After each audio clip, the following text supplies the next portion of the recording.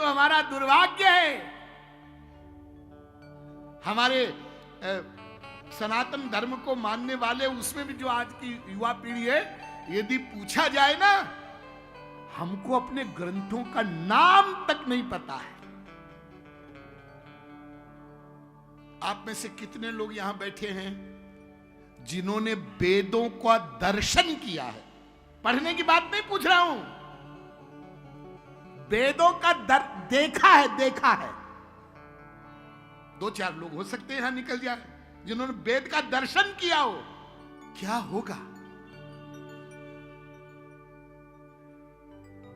और ये जो मैं आपको बता रहा हूं, वेद पहले तो एक ही था।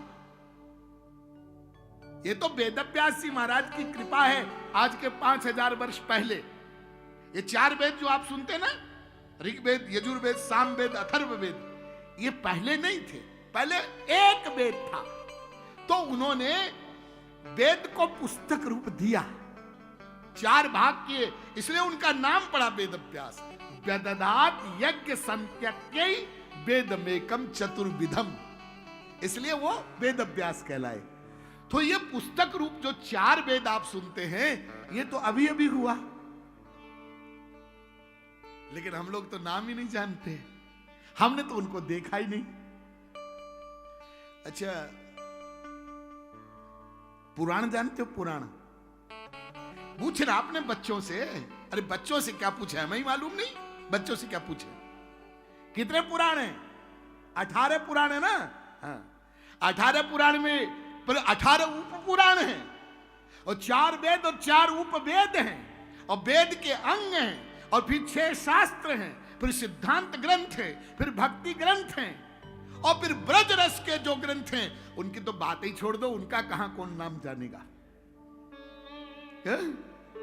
ब्रह्म पुराण है, ब्रह्मांड पुराण है, ब्रह्म वैवर्त पुराण है, वामन पुराण है, बरा पुराण है, मत्स्य पुराण है, कूर्म पुराण है, नरसिंह पुराण है, नारद पुराण है, मार्कंडेय पुराण है, विष्णु पुराण है, शिव पुराण है, देवी भागवत पुराण है, लिंग पुराण है। इस प्रकार से 17 पुराणों की रचना वेदव्यास। सबसे बड़ा है स्कंद पुराण, और सबसे छोटा है मार्कंडेय पुराण। स्कंद पुराण में 81,100 श्लोक हैं, और मार्कंडेय पुराण में 9,000 श्लोक हैं। शिव पुराण में 24,000 श्लोक है, पद्म पुराण में 55,000 श्लोक है। तो अब डिटेल नहीं करेंगे।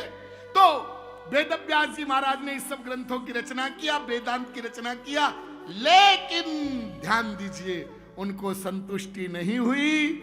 उनको यह संतुष्टि नहीं हुई कि मेरे इन ग्रंथों के द्वारा जीवों का कल्याण हो जाएगा, यह संतोष नहीं हुआ। इसलिए ध्यान दीजिए, सबके अंत में ध्यान दो, आगे कथा ही आएगी। नारद जी की प्रेरणा से वेदव्यास जी ने श्रीमद् भागवत महापुराण की रचना की। मुझे आपको यहां पर लाना था कि आप कौन सा ग्रंथ सुनने जा रहे हैं। और जब श्रीमद् भागवत महापुराण की रचना वेदव्यास जी महाराज ने की, तो उनको पूर्ण संतोष हो गया। अब इस ग्रंथ के द्वारा, इसकी कथा के द्वारा कलयुग के मनुष्यों का कल्याण बड़ी सुगमता से, सरलता से हो जाएगा, हो जाएगा।